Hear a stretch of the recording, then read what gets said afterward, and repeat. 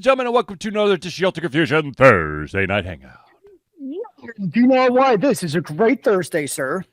Because it is yet another one where we get to talk and hang out and do cool things. There's as good a reason as any. I will swing with it. Good. Ladies and gentlemen, of course, I'm your host, Charlie, and I'm joined once again by the prolific Connor himself, Zealeus. Cheers, mate. Ladies and gentlemen, this, of course, is a Thursday Night Hangout. It's a live show where we try our best to cover the topics most important to you during the show. If you, at any point, have any topics, thoughts, concerns, subjects that you would like to introduce to the show, all you got to do is drop it in the chat, and we'll try our best to cover it. If we do, unfortunately, run out of time, we will add it to the very next show. Indeed. All right, so first bit of news is the new Zelda came out, and my wallet is $69.99 lighter. What? How did that happen? Well, see, there's the story of a boy named Charlie who's played a lot of Zelda games, and he promised himself he wasn't going to buy the Zelda game until he beat some other games, but then he was like, that's absolute crap, and he went ahead and bought the Zelda game. That's fully acceptable, and I approve of buying the Zelda game. And what does Charlie think so far? So, as many of you know, I'm playing the Star Wars Jedi Survivor game, and I have to fully admit I cannot play that game and Zelda at the same time because the controller scheme is so different. Ah, yes. That makes sense. You go from like one game to the other, and your brain's just like, does not compute. Oh, dude, the biggest thing is that for Zelda, X is jump. Whereas X on in Star Wars Jedi is swing sword. Can you rebind your keys? I don't think so. I think you could do it in Star Wars, but not Zelda. But I could be wrong. What if you rebinded all the Star Wars to be like Zelda? No, I'm okay because Star Wars, I've gotten far enough in the game where I've gotten used to, I can hit the button combos without thinking too much. I don't want to have to relearn all that stuff. Now, just wait till you go back to Star Wars someday, and then you're going to start playing like you're playing in Zelda. Oh, no, I stopped playing Zelda, and I went back to Star Wars because I know I'm getting into the third act in Star Wars. So I'm going to try to sprint through that so then I can put my full undivided attention to Zelda. Now, that being said, I did put quite a few hours into Zelda before I made that decision. That makes sense. I totally get that. But, but speaking of Zelda, I know this is going to come as a huge shock to everyone, but Legend of Zelda Tears of the Kingdom has officially become the fastest selling game in the Zelda franchise. Well, no shit, Sherlock. If you're doing something right, every single release should be the fastest selling game in the series. Well, A, it had the hype because everyone was already saying it was the bee's knees. Yep. And B, if you look at probably the number of consoles in the hands of children everywhere, it's already greater than what the first Zelda had, so therefore you just have a greater audience to dig into the awesomeness. Indeed.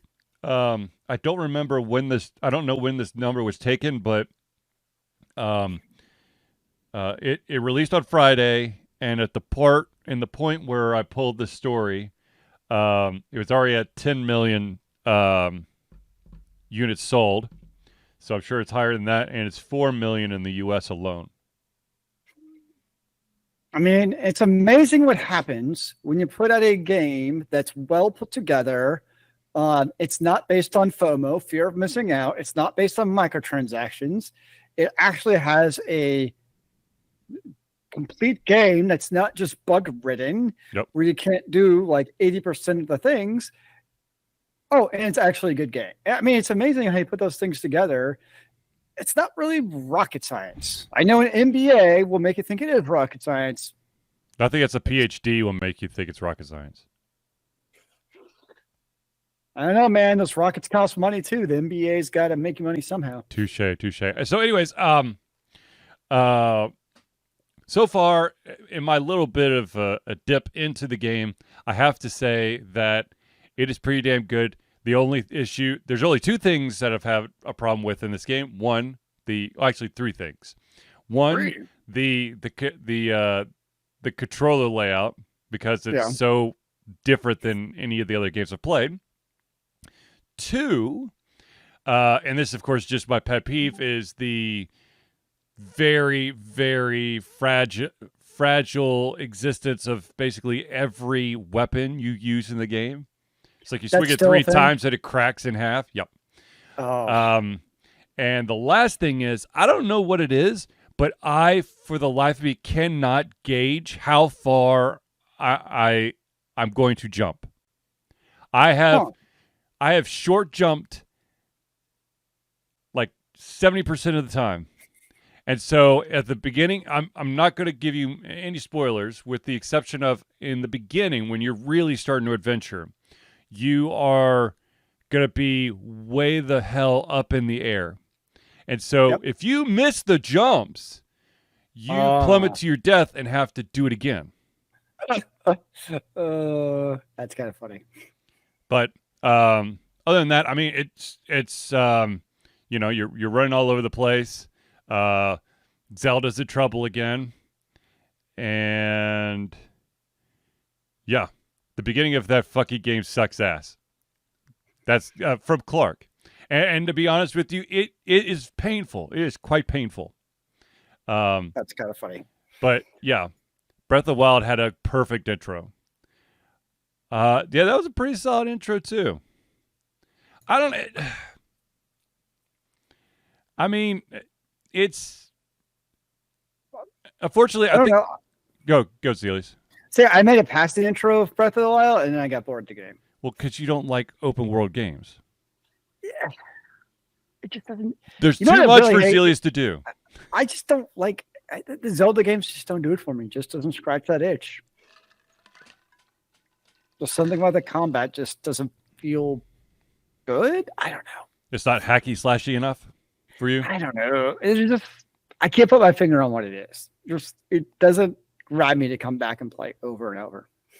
Well, you can't just blindly hack and slash your way through it. That's for sure. One, because some of us like to play blind. It's like an extra challenge mode. We put a blindfold on and see how it goes. Sure. Some games it actually could work. Yeah, sure.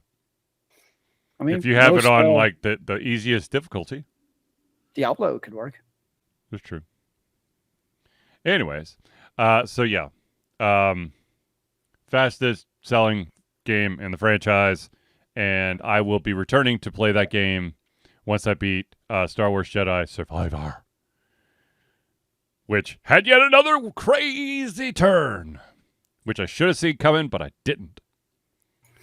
Charlie eating up the AAA mayhem. This is now a podcast about The Witcher 3. Are we talking the Witcher Season 3? Or are we talking about Witcher 3, The Wild Hunt?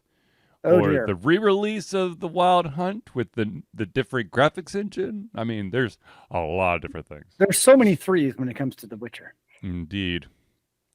But yeah. So, yes, I've been playing Zelda. I will return to Zelda in the near future. Nice. Speaking of, I guess, things that I continue to return to. No, just the Geralt naked scenes. Oh, can we just... The Witcher 3s, you could have Geralt, Yennefer, and Triss. There's a 3. Indeed. Can we just talk about Geralt's grunts and how they mean so many things? The grunts and the fucks. Yep. They just have such meaning depending on how they're pronunciated, how they come out. Mm-hmm. It's like entirely different language that I wish I could speak. Agreed. Maybe I should try that like at our next work meeting. I'm just going to be like Geralt and see how it goes. Yes.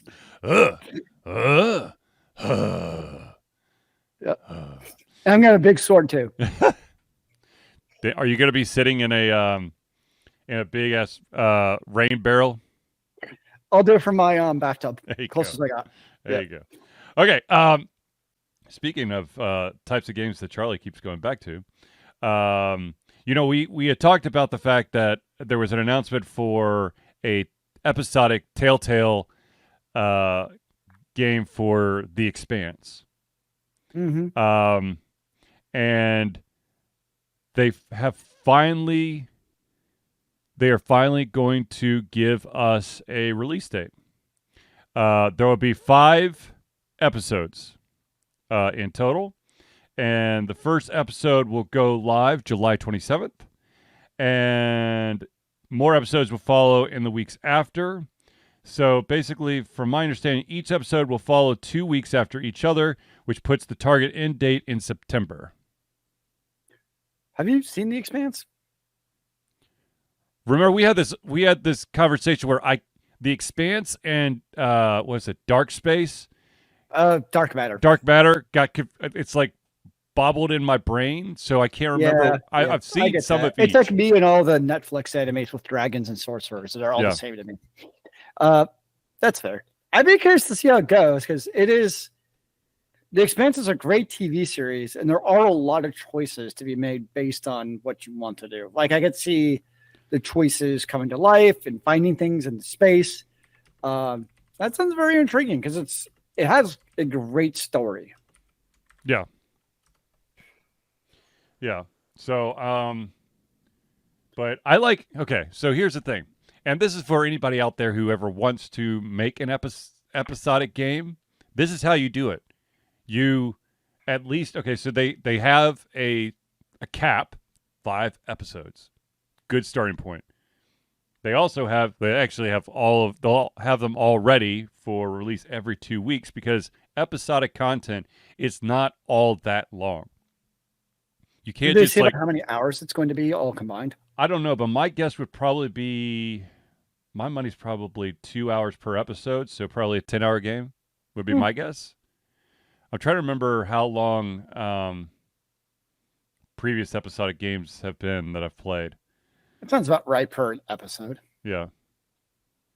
But what was it? Oh God, there's a game I reviewed a long time ago. The first episode was free. And then the next one was like $4.99, which seems fine. However, in the free thing, the entire episode lasted 50 minutes. Okay. And your $5.99 second entry was 48 minutes. So you're paying for less content. Or you could look at, you paid $5 for a total of an hour and 50 minutes of content. No. That's not how I see it, damn it. You just got to broaden your financial horizons, apparently. Sure. We'll say that. So what I'm hearing is, if the free episode was 10 minutes long, and then the paid $5.99 episode was then an hour and a half long, you would have been better financially satiated. Well, I mean, the thing is, like, in my mind, I understand that the free thing should be like a sampler, like an appetizer. It's not going to be the full course. It's going to be something to wet your whistle to. But then when you pay for the next round, it should be at least double the content, in my opinion. So if it's like a 30-minute thing, then make it the first one that you have to pay for an hour. That's just how I see it. The mind's a funny thing. Indeed, it is. Now, of course, speaking of, the mind and the way that games are and whatever, this is a friendly reminder that MomoCon happens at the end of this month, and that Alter Confusion will be presenting a panel, Video Games Changing for the Good, Thursday night at 7:30. I do not know the room, but we'll be talking about the changes in video game distribution, episodic content, all that fun stuff. So if you're at MomoCon, come by. Nice. The next bit of news is tragic for Zealeus, and I'm going to try to keep him from crying, ladies and gentlemen. It's been too late. I've already been crying. Okay, so Overwatch 2 PvE features are being scrapped left and right. Now we remember that before Overwatch 2, was set to release. They were basically saying, there's gonna be a lot of PvE in there, right? Now it's less PvE and more co-op-ish, which can, still have some PvE stuff. But the game director has basically come out and said several major features, including hero mode and talents, will not make it into the game. The decision to cut these progression aspects from the upcoming PvE was largely made in order for the team to continue effectively developing the game's live service aspect. And of course, he goes on and says, you can still look forward to a wealth of co-op PvE, story missions, cinematics, and single-player hero mastery challenges, which will drop in Season 6. But it's not going to be anywhere close to the scope that they first promised. It just pisses me off because this all started, about 2016 or 17-ish, when Jeff Kaplan had dropped the news, and the whole idea, which made perfect sense to all of us Overwatchers, because, I spent a lot of hours in Overwatch. Absolutely. Was you already had a great core PvP game, and it was a fantastic PvP game. I mean, it was like top of the game pyramid at the time.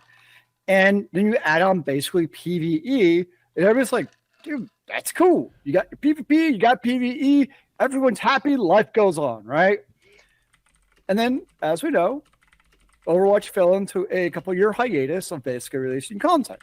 And we were all kind of like waiting, like, okay, we're on hold, we're cool, because we know when Overwatch 2 dropped, it's because it's going to have this fantastic PvE element, and the PvE is still going to be fantastic. Instead, what we basically got is a bullshit bait and switch where Blizzard, in all their infinite wisdom, basically made it into the definition of the FOMO, fear of missing out, and microtransaction hell with the not loot boxes, but Game Pass. Thank you, Game Pass. Or Battle Pass. Sorry, Battle Pass. Yeah, Battle Pass. And it's kind of, there's a meme that flies around sometimes in the gaming forums, but it's so true with Overwatch, where it's the idea of you figure out first, how can we make a lot of money on this game? How can we milk people for every cent that they're worth? Oh, and then I guess we'll put a game on top of the microtransactions. And that's exactly what happened with Overwatch, too. And that's why, people like myself who are hardcore into Overwatch 1 are so pissed off about it, is because Eternal was a fantastic game that we were all very happy to pay $30 to $60 for the full price and have this great game, and then basically turned it into this hellish landscape that is what has happened to a lot of games. I mean, it's not just Overwatch, I realize that, but it's really the cell phone model. That's what it feels like. Yeah. That's what sucks so much about it, is you really turned what could have been like the pinnacle of online PvP and PvE games smashed into one, because the other games, the Call of Duties and even like the Fortnites and that stuff, that's Valorant. Some of them have a single player element, but what they originally talked about, Overwatch 2, was really going to give it I would almost think of like a Diablo, right? Mm-hmm. Or StarCraft, where you could have that awesome PvE element, and then you still obviously have PvP. And we were excited about that. And I don't know about you, but that's the other thing that I hate about it is another fun player versus element game in terms of FPS would have been great. Mm-hmm. I mean, you basically right now have Destiny 2, you have The Division, and then you have what's the other one that keeps on getting expansions? You've played it on the Switch. I can't think what it's called right now. Warframe. Right, Warframe. But always more of the kind of FPS games like that. That's what we want, and that's what's so frustrating. Is it was ripe for being awesome. It really was, Instead, it turned into basically bean counter hell of microtransactions in the battle pass. Actually, it just sucks. When I first heard Overwatch 2 was going to have PvE, it kind of made me think of a game which unfortunately has long gone. Bye-bye. There's a game called what was it called? Firefall. Huh. Oh wow. Yeah. I remember playing that years ago with you, I think. Yeah, dude, because I mean, like, your rigs, your gear kind of remind me of like a lot of the Overwatch characters, and that type of PvE feel to it kind of, I would think, would have, looked solid, with Overwatch aesthetics. But I guess we'll never see it. Well, and for people like me, it also, I know I'm not alone in this, it gives us a much bigger red flag when it comes to Diablo 4. Yep. And I mean, it's somebody who bought Diablo 3 on day one. I was very interested in Diablo 4, but now I'm definitely holding off to be like, where is it going to go? Because that's obviously it's the Activision model of milk it for what it's rinsed it dry. Yep. So it's sad. But it also further reinforces I have no plans of going back to Overwatch anytime soon. They basically kind of killed myself and many people's goodwill towards the game. Well, also remember they've seen a population crash. Like the number of concurrent users has steadily been plummeting. You mean you take a fantastic game that was adored by the audience and basically make it into a battle pass microtransaction ridden hell, and you really don't actually improve the gameplay much? Bingo. Who would have thought? And I think the thing that like frustrates most people, it's like, what the hell did you spend like basically 3 years doing? Because it was like it was a pretty lengthy drought there, really nothing. You want honestly to know what they've been doing all this time? Paying people to be quiet. What? Paying people to be quiet. Well, they were having to deal with all those fucking lawsuits. True that. Yeah. The dark underbelly of the gaming, Activision, really. But, okay. Anyways, let's get a little less depressed. Actually, let's get potentially depressed, but also giggle at the same time. How about that?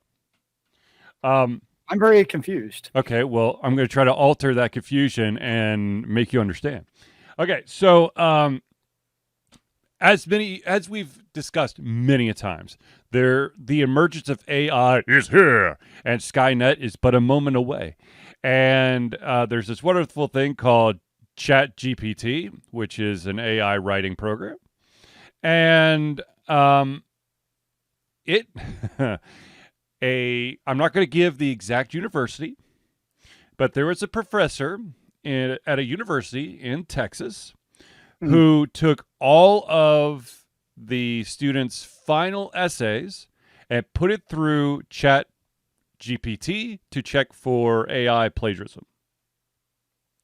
And trying to be that cool kid, the professor didn't really understand what the hell he was doing. And unfortunately, almost every single essay that he fed into ChatGPT came back as ChatGPT wrote the essay, which when in fact cheated. That's terrible. When in fact, that was not the case for any of them. What? So, fun fact: ChatGPT can't discern the difference between artificial and original thought. Therefore, it automatically could claim that it penned every single one of those essays. That's awesome.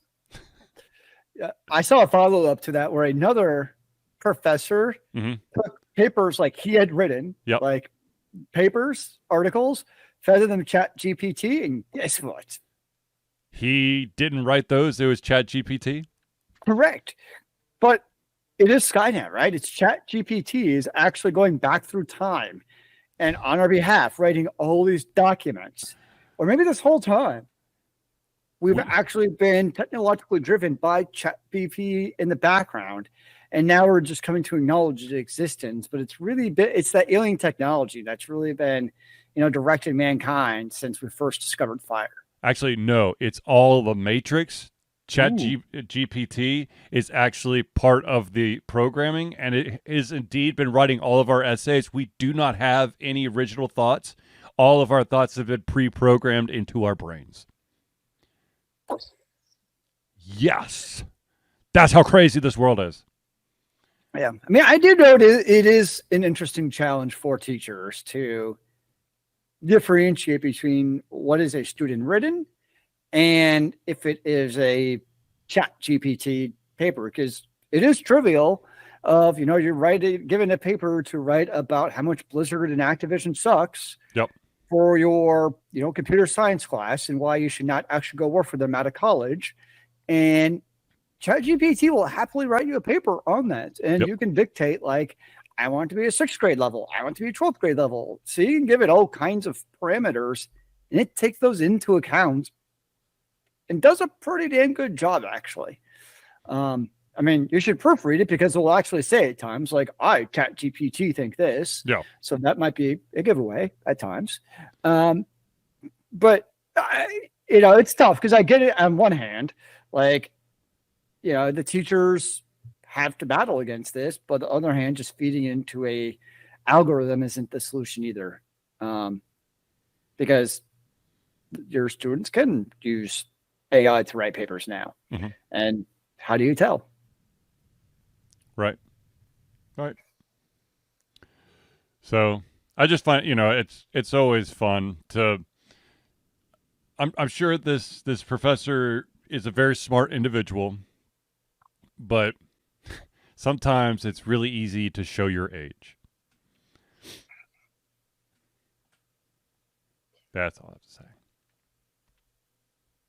Oh, once again, speaking of AI created content, for those out there who continue to try to start Kickstarters with AI generated art, remember, Kickstarter no longer allows you to do that, so don't get all up in your britches when they're like, but why did you suspend it? It's beautiful art that I was able to create thanks to a special program. Yeah, no. I do think if people are honest that it's AI created, I actually don't have an issue with it. I mean, it's no different than an artist to me saying, I create this using Photoshop and I use smoothing textures and other things. And if an artist says, I used artificial intelligence to create this, I'm okay with that. Yeah. I mean, it's different if they say I drew it by hand. And I think a lot of people are trying to just pawn it off as original content, which it's not. Yeah, I mean, if they pawn it off as I created myself with no AI input, that's one thing. But if they're straightforward and they, this is how they created it, I don't see an issue with that if there's transparency. Yeah, well, anywho. Yeah. Okay, let's see here. What we got? All right, we're going to pause for just a second to do thank yous to the friends of the show. These are the amazing individuals who help Alter Confusion be the Alter Confusion that you have grown to love and cherish. So without further ado, ladies and gentlemen, let's thank some of these amazing individuals. The first one we have to thank is the Indie Cluster. The Indie Cluster is an organization of independent game developers that want to gain exposure by being involved in the community. They collectively journey to popular conferences as a traveling booth to help gain attention for their games. They make partnerships in local communities to bring games to the mainstream mindset. They highlight local, unusual, and rare concepts to challenge the paradigm of the common. They also host events to teach kids and minority groups about game development to hopefully one day enter the industry themselves. For information, go to indiecluster.com and also come by their booth at MomoCon and check out some of the amazing games that they'll have on display there. Nice. The next shout out we got to give to is Noodle Boy Media. Founded in 2015 by Andrew Tran, Noodle Boy Media, previously Wet Kid 47 Media, is your choice for professional photo shoots and panel recordings at conventions. They pride themselves in providing a high level of professionalism, top-notch experiences, and quality services. If you want more information and to view their full list of services, check out facebook.com/noodleboymedia. The next shout out we gotta give is to someone who I actually need to make a phone call with because I need my back adjusted, and that, of course, is Hero Chiropractic. Hero Chiropractic is a unique healthcare practice set up by Ryan Moore. The company's focus to elevate a patient's experience of freedom, great expression, and joy. They believe that everyone can be a hero and has incredible heroic potential inside themselves waiting to be unleashed. Hero Chiropractic focuses on mobile chiropractic care in the greater Atlanta area. They are committed to healing clients by creating a plan of action uniquely suited for each person.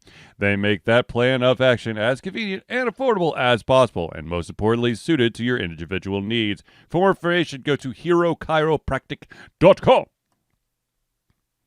The next shout out we got to give is to the maestro himself, the individual who helped us out of a weird bind when all of a sudden all of our music became copyrighted, even though it was never copyrighted.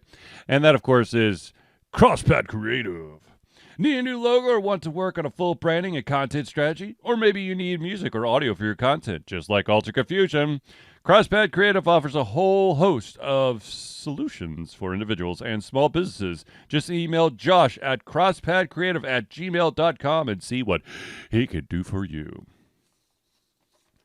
Now, of course, the last shout out we got to give is to the original patron himself, and that would be Agile Axiom. By day, Axe leads both the development team and system administration team working with satellites at NASA's Goddard campus. But while not in meetings and many times during, he is the Agile evangelist, Agile Axe, championing the philosophy of Agile and trying to make the world a better place for software developers, testers, system admins, and software projects the world over. Decades of experience in software development and leading Agile teams are brought to bear against evil processes, inefficient work, and bad habits. For more information, go to agileaxiom.com. Now, I know that everybody is clamoring to know, how do I become a friend of the show? Well, ladies and gentlemen, I am happy to inform you that Alter Confusion survives on the love and support of fans like you. And so we have a Patreon page. Patreon lets you, the fans, lovers, haters, demigods, interdimensional beings, gods, demons, aliens, werewolves, vampires, invisible people, supporters, and more to become active participants in the work we love through a monthly membership. This gives you access to exclusive content, community, and insight into our creative process. In exchange, we gain a bit more freedom to do our best work and the stability we need to build an even stronger creative career. We currently have 2 different tiers. We got the $1 tier, that's $1 a month, or $12 a year tier. And what that gets you is early access to all of our playthroughs, as well as being able to participate in patron-only posts and polls to help shape the future of Alter Confusion. If you're feeling a little bit frisky, you can also go to the $5 tier. That's $5 a month and $60 a year. And not only does that give you everything at the $1 tier, but it also gives you your name or organization in our Friends of the Show section of every single Thursday night hangout. So if you want to become a patron, all you got to do is go to Patreon. That's patreon.com/altered confusion. And I will talk to Clark about his patron stuff in a little bit. Now, ladies and gentlemen, I do want to, this is always super duper important to us at Alter Confusion. Ladies and gentlemen, Alter Confusion is proud to say that we have been fundraising for Extra Life for 12 years straight. Extra Life is gamers doing what they do best, game, to help sick and injured children at their chosen Children's Miracle Network Hospital. The money that we raise through Extra Life will go directly to Children's Healthcare of Atlanta as unrestricted funds. This means that the hospital decides where and how to spend the money to ensure the dollars we raise make the biggest impact in the lives of the kids they treat. So, if you have the capacity to donate, please go to extra-life.org and search for Altered Confusion today. And yes, praise Clark. There you go. All right. Now, back into the news. All right, let's do 2 TV show news. How about that? Sure. All right, ladies and gentlemen, I am sad to announce that after 14 seasons, FX's Archer is finally going to end. I have no feelings about this, as I have not seen a single episode. It is so over the top, stupid, silly. It's basically like, in my opinion, it's kind of James Bond if James Bond was like an well, let's see here. James Bond is egotistical. And the amount of liquor that James Bond drinks, he's probably a drunk. But in this one, Sterling Archer, who's the main character, is an egotistical drunk with a weird, is he also a narcissist? Mommy complex going on there. A megalomaniac who also is a womanizer. Oh yeah. I'm like, oh, that is James Bond. Weird. Anyways, I guess like what James Bond would be in real life. How about that? I thought James Bond was real. Sure. I thought it was based on every Bond movie I've seen says based on a true story. No, I think it's based on a story. Big difference. Is that just my imagination running wild? I think somewhere in your brain you go, you know what? I'm just going to add true to every time I see based on a story. Based on a true story. It's kind of like 24. It's based on a true story. Yeah. Like every day we have, CIA agents running around stopping, terrorist bombings. And of course, they don't sleep, eat, or pee the entire 24 hours. Yeah. I love how awkward it is to actually add human bodily function to shows. It's like, yeah, we've gone through an entire season where we've seen which the season has spanned, let's say, a year. And in that year, he has taken altogether, he has taken a 5-minute power nap. He's had 1 gallon of water and half a Twix bar. But he's probably drinking like 50 gallons of beer. Yep. But it's like, at least TV shows, you have the other, 100 hours of the week to do your things. But in 24, you actually see the entire 24 hours of Jack Bauer. He doesn't sleep. He doesn't eat. He doesn't use the restroom. Does he even blow his nose? Who knows? Like, there's literally no time in those 24 hours for them to do any of the above. Crazy, man. Crazy. And he ends up saving the world 7 times. In 24 hours. Yeah, I think that's definitely realistic. But yes, Archer will be ending after 14 seasons. Now, it started back in 2009, and it's been pretty good. Are you an Archer fan? I could binge Archer, but then I need to take a break. I get that. But the thing is, like, I was never able to like truly keep up with Archer because I got to be in the mood. But when I'm in the mood, I'll binge watch like 6, 7, 8 episodes back to back.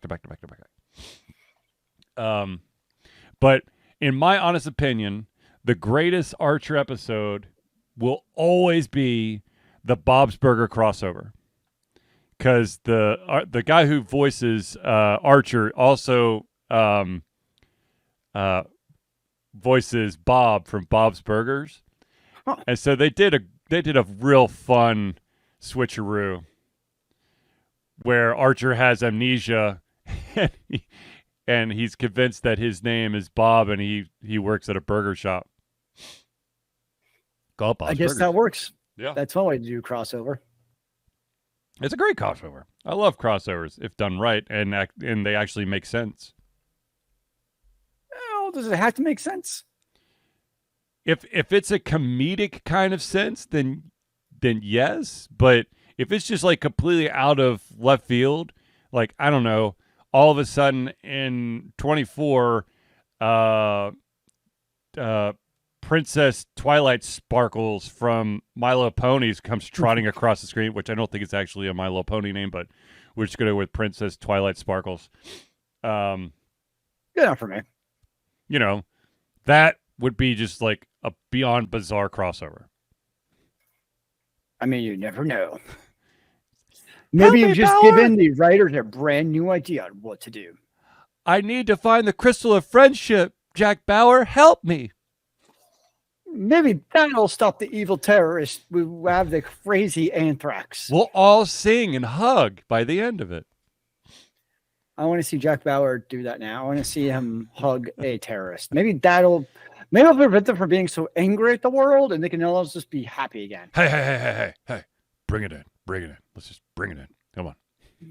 Just have we talked about Final Fantasy? Is that 16 or 14? 16. 16. I have not talked about. XV1 is 16. Yeah, I have not talked about Final Fantasy 16. Apparently, it's got a lot of hype. That's about all I know about it right now. Don't like almost all Final Fantasies have hype? And jokingly, I want to say this jokingly, before anyone jumps down my freaking throat. Is it part of the hype that this might be it? It might actually be the Final Fantasy? Jason Bourne is better than Bauer. What? Who? Bauer. Well, I mean, it depends.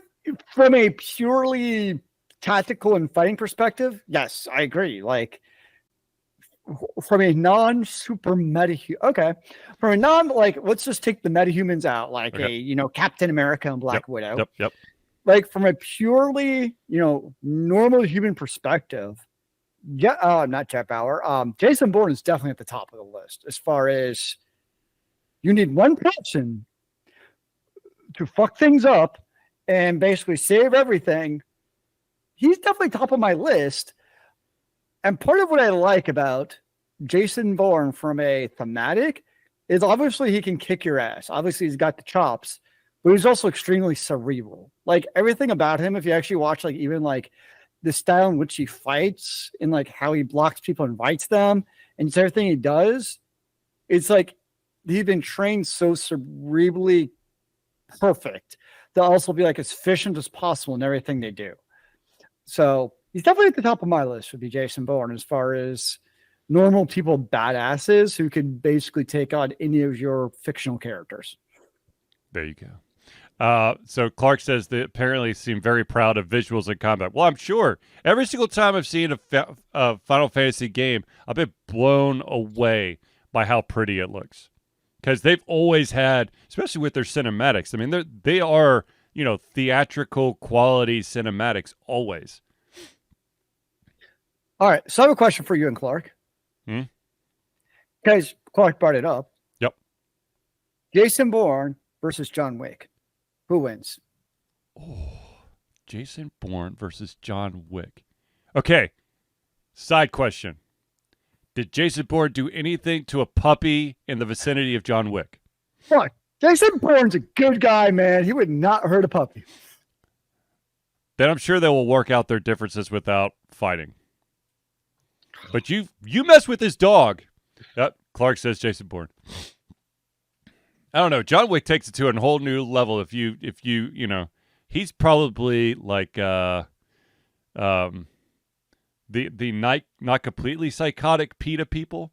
He's probably their greatest champion. It's like, oh, you want to abuse your dog, huh? I'll show you how to. I'll be a spokesperson. Move over, Sarah McLachlan. I got this. Yeah. No, I Jason Bourne would. I don't think there's. I can't think of. I want to see this fight now. I know. I don't know how, but there is. Wait, you just talked about the crossover with Archer. This needs to be a crossover. But why would they fight? That's the thing. Well, Jason Bourne had a pretty bad case of amnesia. Maybe you trick him into thinking that John Wick is a terrorist. Wick's puppy ate his wife. I don't know. Oh, Jesus! He actually killed his wife for the puppy. Ooh, well, there you go. Yeah. Oh, now we're getting. He dark. was actually the Russian hitman who did it. Yep. Oh boy! Oh boy! Oh boy! Oh boy! Oh boy! But yeah. Okay. Speaking of also, like I said, we're going to talk about 2 TV shows. We talked about Archer. Now let's also talk about the fact that, yes, we reported this like a while ago when it first broke. But the Futurama reboot, because it was first on Fox, then it was on Comedy Central. Now Hulu's got it, and now we know when it will start. The first episode of the newest Futurama will premiere July 24th. And this is a 10-episode season. And this is what they are telling everybody from Hulu. It says, new viewers will be able to pick up the series from here, while longtime fans will recognize payoffs to decades-long mysteries, including developments in the epic love story of Fry and Leela, the mysterious contents of Nibbler's litter box, the secret history of evil robot Santa, and the whereabouts of Kif and Amy's tadpoles. Meanwhile, there's a whole new pandemic in town as the crew explores the future of vaccines, Bitcoin, cancel culture, and streaming TV. And is Charlie excited about this? Yes, I am. Alex says, okay, the characters are one thing, but who would you rather want on your team, Matt Damon or Keanu Reeves? I'm going to go with Keanu. I think the biggest difference I've seen, though, if you think about the way that they fight, is like if it's one-on-one, like you're fighting like the baddest bat on the planet, you've seen Jason Bourne do that. Like, I mean, he takes on like, the craziest badasses treadstone people alive. And, they'll be brutal, but you can take them. But to come down to like, you have 20 random gangsters trying to get you, that's kind of like John Wick's specialty. So it's almost like, are you talking like a giant gang fight? Where it's, almost like I think old school Jackie Chan style fight where you have to use everything. That's almost more like John Wick versus Jason Bourne's more like the one-on-one, just fierce mono who's the baddest man in the planet fights. But if we're actually talking about the actors, I would say Keanu Reeves, simply because I feel like as long as I had his back, he'd always have mine. It's the kind of person he is. Everything I've read about Keanu Reeves is he's basically the most cool, awesome person to work with. Yeah.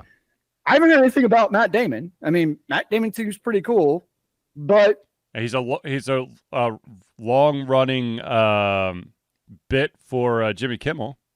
Yeah, I mean, so no issue. Like, never heard anything about Matt Damon, but you just hear the greatest things about Keanu. Yeah. And maybe it's a little bit of juxtaposition because Keanu's now known as John Wick. So it's like, John Wick, the motherfucker. And then, but he's actually the nicest guy alive. True. I mean, I'm sure that Matt Damon is a great guy, but the stories I've heard about Keanu Reeves and him basically bending over backwards to help out individuals that worked on a movie, the behind the scenes people, basically giving some of his paycheck away to those people to help him out, or to take a huge pay cut to get a bigger name actor to jump in, like his movie The Replacements, where he was the football quarterback. They wanted Gene Hackman, but Gene Hackman had a set figure for what he required, and so Keanu Reeves took a huge pay cut to get Gene Hackman on board. Yeah, I mean that's the same thing I've always read about Keanu, is he's just the man. So yep, I would agree with that. That I would probably take Keanu and a slight edge just from the reputation that you hear about. Yeah. But I mean, I'm sure that both of them are chill as fuck. I mean, I'd grab a beer with any of them happily. Oh yeah. Just when you're with Matt Damon, don't say anything that goes against any Boston franchises. You may not come out of the bar with him. Wasn't it Matt Damon and Jimmy Kimmel who had like the fake feud that was going on forever? Yes, where Jimmy Kimmel would be like, okay, oh, I'm so sorry. We've run out of time. Oh, geez, I feel so bad. Sorry, Matt Damon. Yeah. And they even like parlayed that into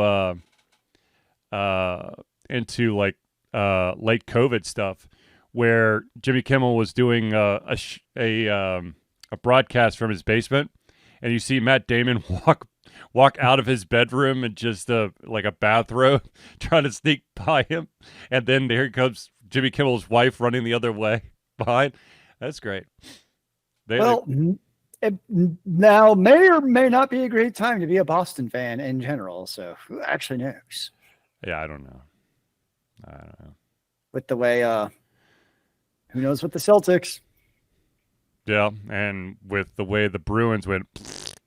Well, I just kind of ignored that for the sake of, hurt my feelings. That's what it does. It was pretty bloody sad. Yes. Hey, there's no nicer way to put it. Yes. It was just sad. Okay, let's talk about something happy, damn it. Please. For those out there who have watched either the old school anime or the Trigun, or the new anime Trigun Stampede, or you've watched the movie Trigun Rumble in the Badlands, this news is for you. Dark Horse Comics has announced that the company will republish the sci-fi western manga in a hardcover deluxe edition for $49.99. However, if you pre-order it, it will only cost you $38.80, and it will be released in December of this year. And also, Trigun Maximum, which is actually the continuation of the original manga, which you can't find anywhere in the States. There will be a deluxe edition of that released April 2024. So as a anime and Trigun fan, are you excited about this news? Yes. I will. Have you already pre-ordered? I was actually going to do it right after the show. You are ready for some Not going to lie. I was going to do it right after the show. I'm glad you had the patience to wait 15 minutes, sir. I was worried. Now, if you've ever met me at a convention, I have always said that if there was ever a time where I would go cosplay at an anime convention, I would dress up as Nicholas D. Wolfwood, which is one of the characters from Trigun. So yes, I'm definitely all in on getting the original manga, because I want to see what are the differences between the manga and the anime, because with the original Trigun and then the new, like, redone Trigun Stampede, there's already big differences in some of the backstories of the characters. Do you like the changes? I don't know. One of the biggest changes that basically hits you in the face almost immediately in the first episode is the fact that one of the characters, oh my gosh, I just blanked out on her name. Well, we know it's a female, so that's half the battle. Yeah, now I've got to hold on. Trigun characters. Millie. Sure. Millie Thompson is not in Trigun Stampede. And how do you feel about that? She's Nicholas D. Wolfwood's love interest. Oh, that sounds like a pretty important person. Reluctant love interest, I'd say. I think it's like no, not reluctant.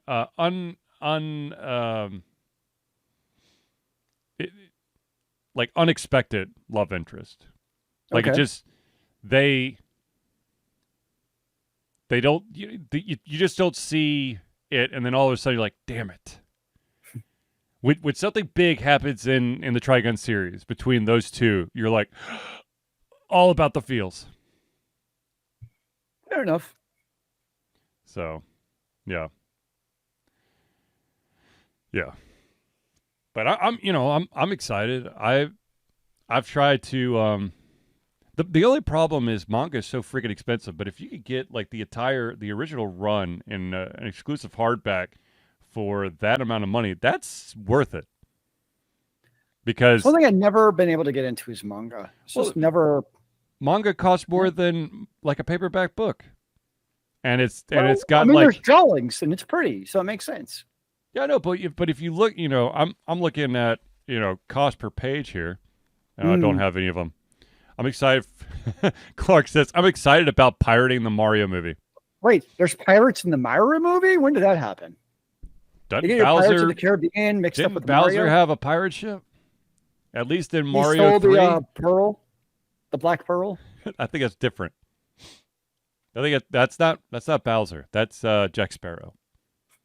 Exactly. That's how you got your pirate into Mario. Oh boy.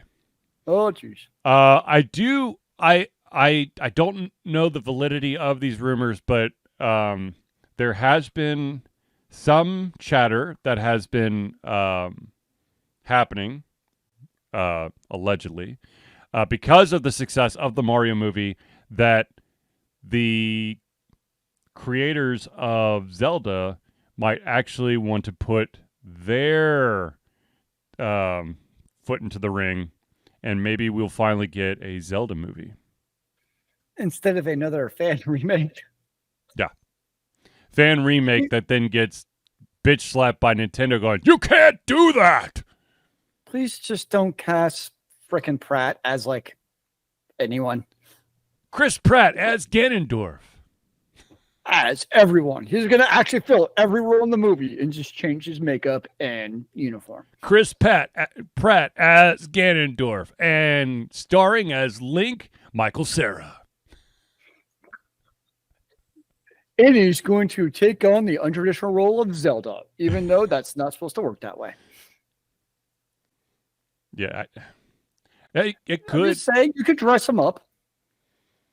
Yeah, well, you could dress up any actor or actress to play. I'm not saying it's a great idea.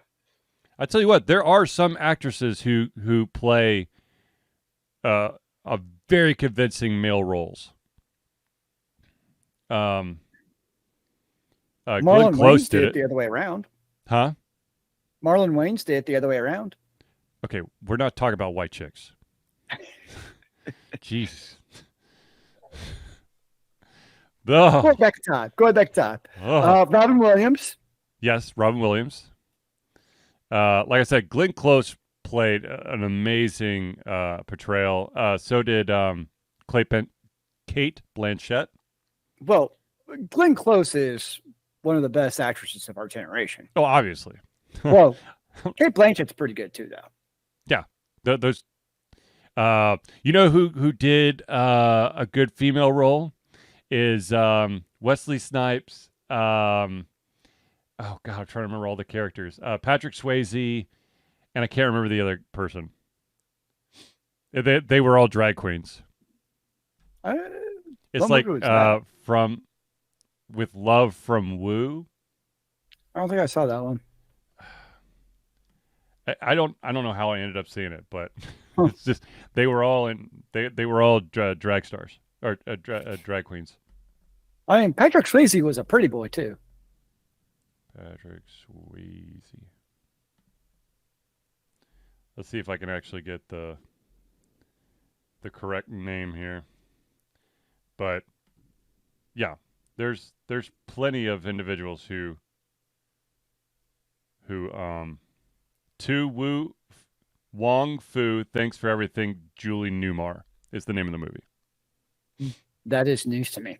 I don't even recognize it. And it was in 1995, and it starred Wesley Snipes, Patrick Swayze, and John Leguizamo. Oh yeah. So, anyways, Random facts. Interesting. Indeed.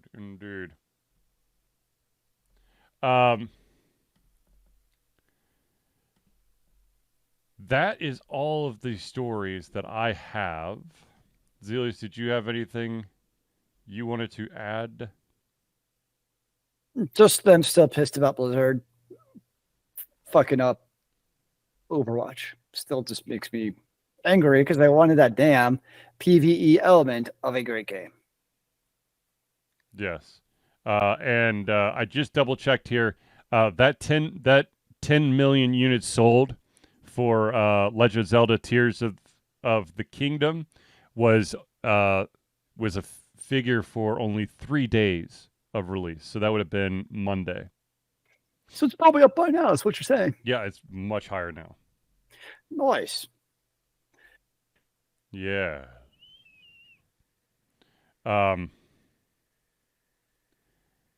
Yeah.